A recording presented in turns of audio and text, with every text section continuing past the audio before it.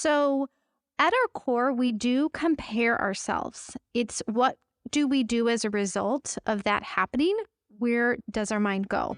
And we have to help our children with comparing themselves with others. Hi, friends, and welcome. I'm your host, Amy Liz Smith. I'm a homeschool mom of 3 and have homeschooled each from the start. While I have a master's in elementary ed, I want to teach other mamas that you don't need a fancy degree to have the passion and knowledge to successfully educate your children from home. I hope to bring you encouragement to jump in and start your homeschool journey and provide my absolute best recommendations to help you begin your homeschool journey. Thanks for joining us along for this crazy, messy, grace-filled homeschool ride. Hi, friends, and welcome back to our top 10 reasons why you can homeschool. So today we're going to talk about avoiding the comparison trap in school and online. Now, it is a natural tendency for children to compare themselves to others. But through homeschooling them and through getting them out of those situations that can happen at school or on the bus, we can save them from the detriment that these things can cause. So Mitch Princeton, who is a psychologist from the University of North Carolina, he said, when we're reliant on others for our sense of self, only feeling good if we get positive feedback or markers of success, we are at risk for depression. Rebecca Weber wrote in Psychology Today that social comparison theory was first put forth in 1954 by psychologist Leon Festinger, who hypothesized that we make comparisons as a way of evaluating ourselves. At its root, the impulse is connected to the instant judgments we make of other people, a key element of the brain's social cognition network that can be traced to the need to protect oneself and assess threats. So, at our core, we do compare ourselves. It's what do we do as a result of that happening? Where does our mind go? And we have to help our children with comparing themselves with others, both on receiving comparisons or if they are thinking them or giving them out. We want our children to be safe of these things. We want them to learn at their own pace, and this is where homeschooling is connected to these ideas. Subjects in homeschool do not have to be perfectly aligned with the grade level of the student. I'm going to give you a couple examples here. For my son, he was not reading right away in the kindergarten level, and I taught kindergarten, full day kindergarten before. And this is part of why I decided to homeschool, because I saw these children being forced to learn curriculum all day long. It was way too soon, and many of them just weren't developmentally ready. So for my son, I knew that I wasn't going to push reading too soon before he was going to be ready. And he was reading okay, but he didn't love reading longer fiction books. I brought some graphic novels to him. He absolutely loved them and then began to love reading. And 2 of these graphic novels were Hamlet and even Macbeth, and he started loving Shakespeare. And so now that's lent itself into he is going to appear in a Shakespeare play coming up. He's going to be in The Merchant of Venice, which is very exciting. And so I allowed him to learn at his own pace. I didn't force him to do exactly what his peers might have done in school. And he didn't know. This is the key. He didn't know that he was technically, quote unquote, behind in reading from his peers or what the grade level expectations would have been, because I was able to protect him from knowing that. I shared in earlier episodes that all 3 of my children have not attached to reading to the sense where I think that they would have sooner, because I know how to teach reading and reading instruction. It's a huge passion of mine, but I've had to take my pride out of the equation and see where are they developmentally. And for all 3 of them, they don't have to know that their development in their reading journey has not had any pressure attached to it. They're not being pushed before they are developmentally able. Now, I do have a friend whose son, he was reading at age 3, and I don't think there was anything she did that was particularly special with him. I know she wasn't doing reading instruction with him, but he picked up reading. He's quite brilliant. But again, every child can learn at their own pace, and she was able to find age-appropriate reading for him, and that's always been something that they've been able to do. But children in homeschool, they won't experience the same pressures and that exposure to comparison that children in those public schools or government schools will experience.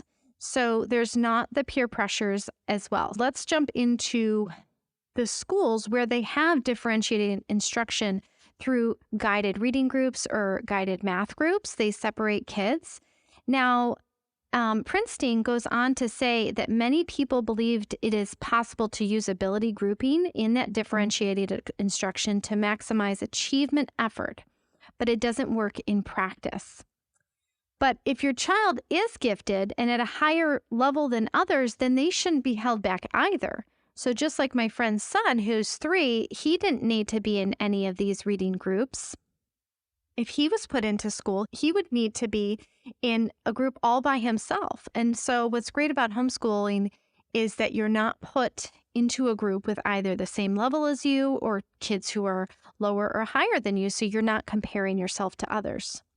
The William T. Grant Foundation talked about this further with those guided reading groups where every child kind of knows where they are on the scale, and that can be detrimental to their learning.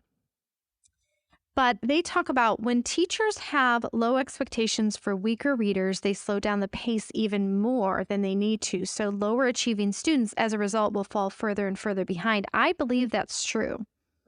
Further, they say evidence suggests that practice of group instruction based on skill level is less beneficial than teachers think. It can exacerbate achievement gaps and even slow reading growth for some of those children.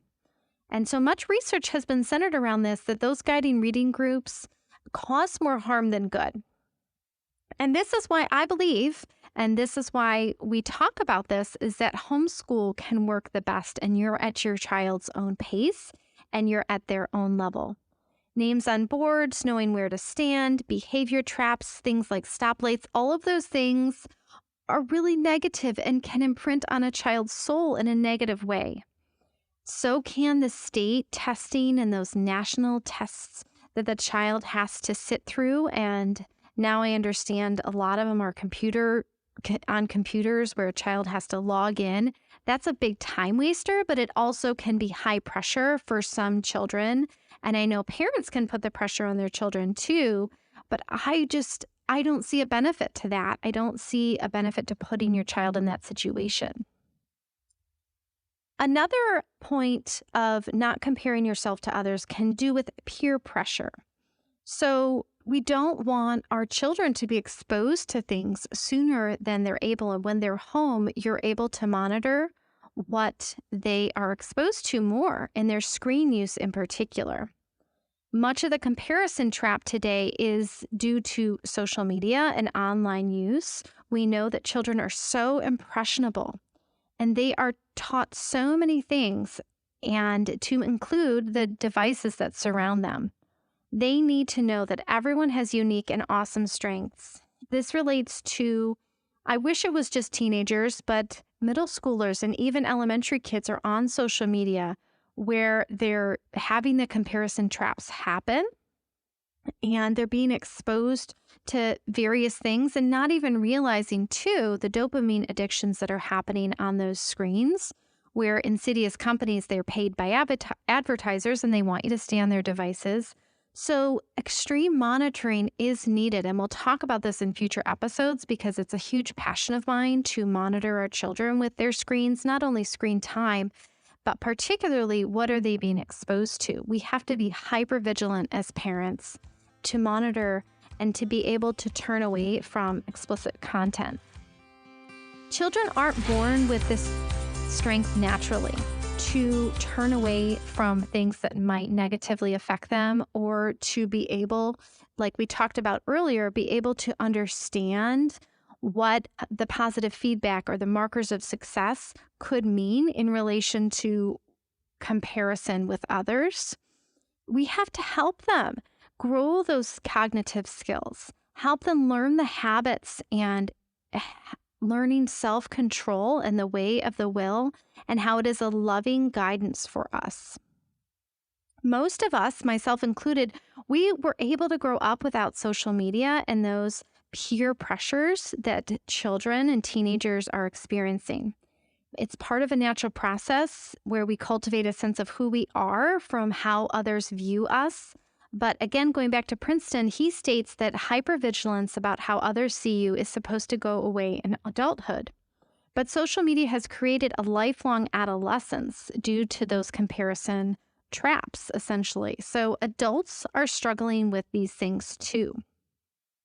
There's a TED Talk by B. Arthur who talks about these impulses to compare ourselves is the fear of missing out, the FOMO, and the mindset that you're not enough or you're not doing enough. This is a difficult place for adults, but we have to remember kids are experiencing these things at unprecedented levels. And how do we help them avoid those things? And I truly believe it is to take them out of the equation, to take them out of that situation. And I know that that's easier said than done, but when there's a will, there is a way. So we can align ourselves with the good things that we want, with those beautiful and noble and true ways that we want to cultivate in our children and influence them with, but also with our own goals. We can fight that desire to compare ourselves with others and focus on that growth mindset rather than fixing ourselves on that. And we can teach that to children, and children can, if we continue day by day to help emphasize that growth mindset. Theodore Roosevelt said, "Comparison is the thief of joy." Now, this statement is used a lot, but it rings especially true. When we compare ourselves to others, we rarely will experience joy, and we will instead experience inadequacy, despair, or even self-resentment. Instead, we want our children to humbly look to Christ for our identity. And that's my prayer for my own children and my prayer for yours, that we can help them to not compare themselves and see themselves as Christ sees them so that they can thrive and also serve others.